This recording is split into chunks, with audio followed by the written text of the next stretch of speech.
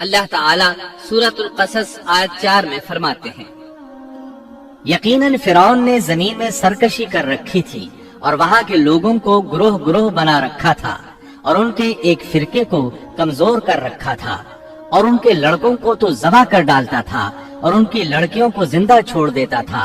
بلا شک و شبہ وہ تھا ہی فساد کرنے والوں میں سے۔ اس نے لوگوں کے گروہ اور جماعتیں بنا رکھی تھیں۔ فرعون کے زمانے میں بنی اسرائیل سب سے حقیر اور کم درجہ قوم تھی۔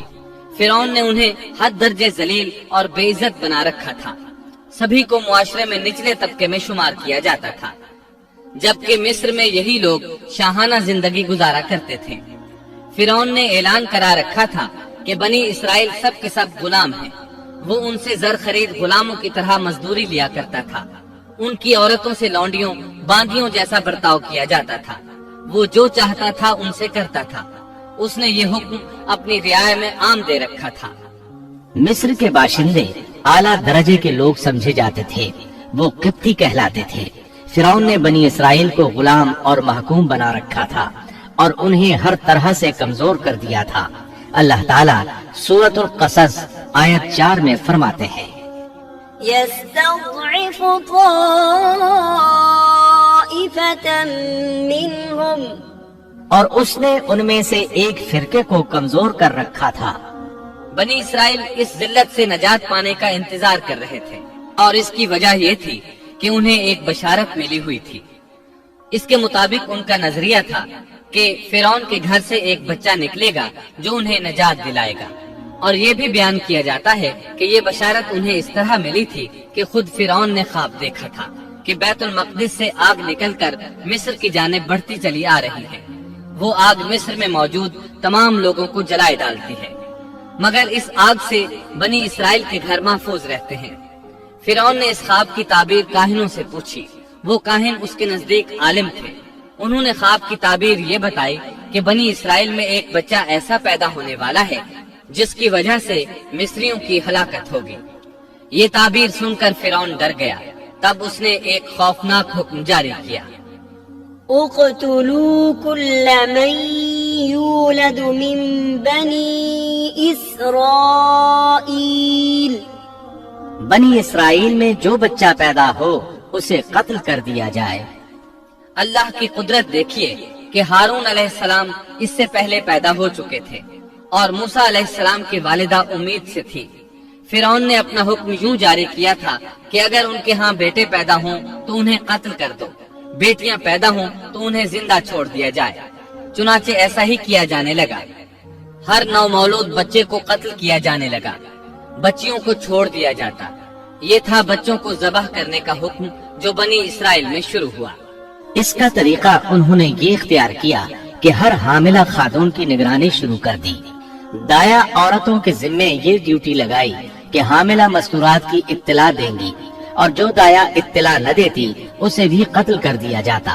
اس طرح فرعون اور اس کے وزیروں کو ہر نو مولود سے باخبر رکھا جاتا تھا۔ ان دنوں سیدنا موسیٰ علیہ السلام کی والدہ اپنے حمل کے ابتدائی دنوں میں تھی۔ انہوں نے اس بات کو چھپائے رکھا اور دایا کا کام کرنے والی عورتوں سے بھی خود کو چھپائے رکھا، یہاں تک کہ درد ذہ کا وقت آ پہنچا اور انہوں نے بچے کو جنم دیا۔ اس بارے میں سوائے قریبی لوگوں کے کوئی نہیں جانتا تھا۔ بچے کی پیدائش کے بعد وہ فکر مند رہنے لگے۔ حمل کے دنوں میں تو انہوں نے خود کو چھپا لیا تھا، اب بچے کو کیسے چھپائیں؟ پھر بھی اپنی پوری کوشش کرتی رہی، یہاں تک کہ ان کے پاس اللہ کا حکم آ گیا۔ یہ حکم اللہ نے ان کے دل میں ڈالا تھا، یعنی القاء کیا گیا تھا۔ یہ وہ وحی نہیں تھی جو پیغمبروں پر آتی ہے۔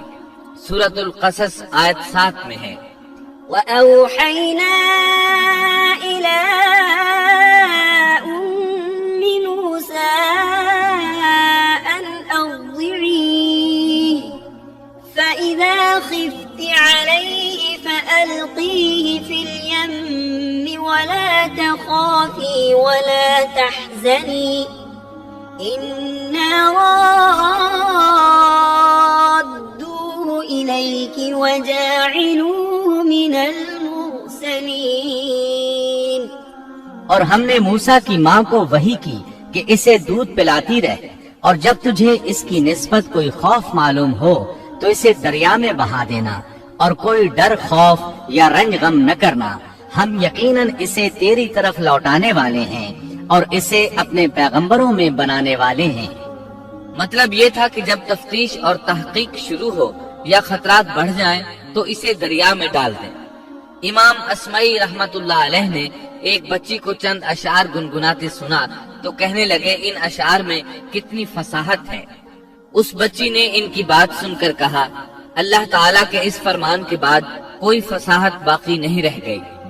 وَأَوْحَيْنَا إِلَىٰ أُمِّ مُوسَىٰ أَنْ أَرْضِعِيهِ فَإِذَا خِفْتِ عَلَيْهِ فَأَلْقِيهِ فِي الْيَمِّ وَلَا تَخَافِي وَلَا تَحْزَنِي إِنَّا رَادُّوهُ إِلَيْكِ وَجَاعِلُوهُ مِنَ الْمُرْسَلِينَ۔ اس آیت مبارکہ میں بیک وقت دو خبریں، دو احکام، دو حکم امتناعی اور دو بشارتیں ہیں، یعنی ہم نے موسیٰ کی ماں کو وحی کی کہ اسے دودھ پلاتی رہے۔ یہ دو خبریں ہیں، اور جب تجھے خوف محسوس ہو تو اسے دریا میں بہا دے، یہ دو حکم ہیں۔ کوئی خوف نہ کھا اور کوئی غم نہ کر، یہ دو امتناعی حکم ہیں۔ ہم یقیناً اسے تیری طرف لوٹانے والے ہیں اور اسے اپنے پیغمبروں میں سے ایک پیغمبر بنانے والے ہیں، یہ دو بشارتیں ہیں۔ اور پھر واقعی تلاش شروع ہو گئی، بنی اسرائیل پر سختی کی گئی۔ موسیٰ علیہ السلام کی ماں نے اللہ کے حکم کے مطابق بچے کو صندوق میں رکھا اور دریا میں چھوڑ دیا۔ ساتھ ہی موسیٰ علیہ السلام کی بہن سے کہا تو بھی اس کے پیچھے پیچھے چلتی جا۔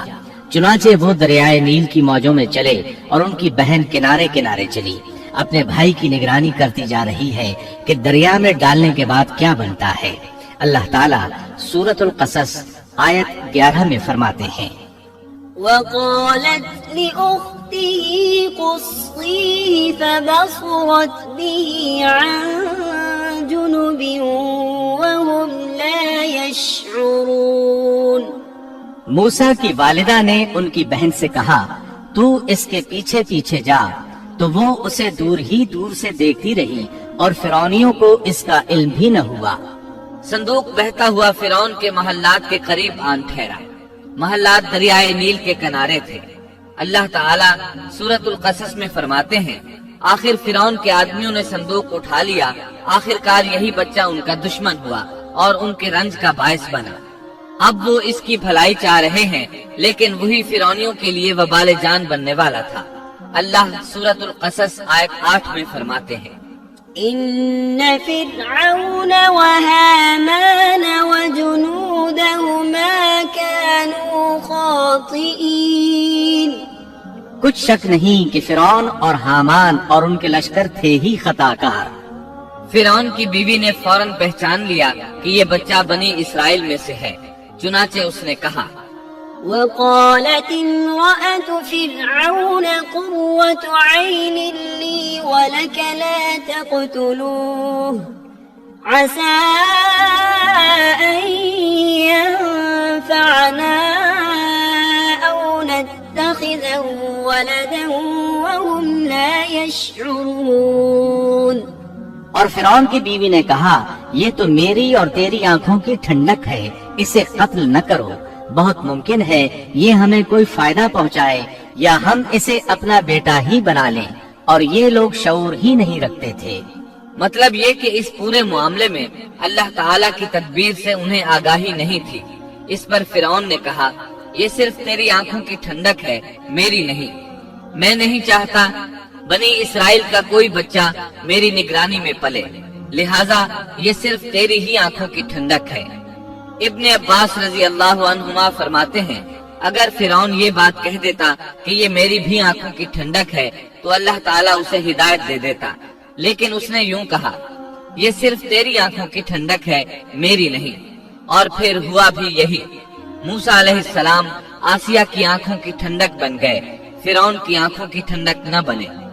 اللہ تعالیٰ سورۃ القصص آیت 10 میں فرماتے ہیں وأصبح فؤاد أم موسى فارغا اور موسیٰ کی والدہ کا دل بے قرار ہو گیا، یعنی اس کا دل موسیٰ علیہ السلام کی یاد کے علاوہ دنیا کی ہر چیز سے خالی ہو گیا۔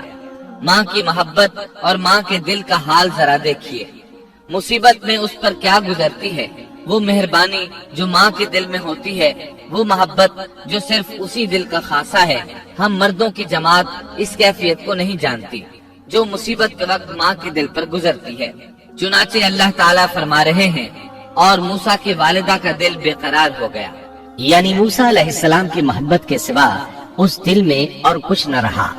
ہر وہ چیز جو اسے دنیا میں پیاری تھی موسیٰ کی محبت پر غالب نہ آ سکی، بس دل میں موسیٰ ہی موسیٰ تھے۔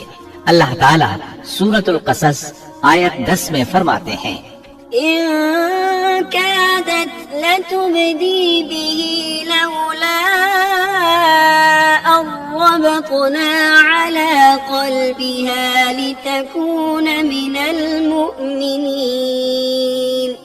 قریب تھی کہ اس واقعے کو بالکل ظاہر کر دیتی اگر ہم ان کے دل کو ڈھارس نہ دے دیتے، یہ اس لیے کہ وہ یقین کرنے والوں میں رہے۔ اب دیکھیے اللہ تعالیٰ کے کام، ان کے نور چشم کو کس طرح ان کی طرف واپس لوٹایا۔ بچہ جب محل میں پہنچا تو اس نے دودھ کے لیے رونا شروع کر دیا۔ اس کے پاس دودھ پلانے والیاں لائی گئیں، لیکن بچے نے کسی عورت کا دودھ نہ پیا۔ آخر وہ بچے کو اٹھا کر باہر لائے۔ اللہ آیت 12 میں فرماتے ہیں، وحرمنا عليه المراضع من قبل۔ اور ان کے پہنچنے سے پہلے ہم نے موسیٰ پر دائیوں کا دودھ حرام کر دیا تھا۔ جو عورت بھی آپ کو دودھ پلانے کی کوشش کرتی ناکام ہو جاتی۔ اب ظاہر ہے یہ رکاوٹ تو اللہ تعالیٰ کی طرف سے تھی، کوئی دودھ پلانے میں کامیاب ہو بھی کیسے سکتی تھی۔ ادھر موسیٰ علیہ السلام کی بہن دور کھڑی یہ سب دیکھ رہی تھی۔ سورۃ القصص آیت 12 میں ہے، فقالت هل أدلكم على أهل بيت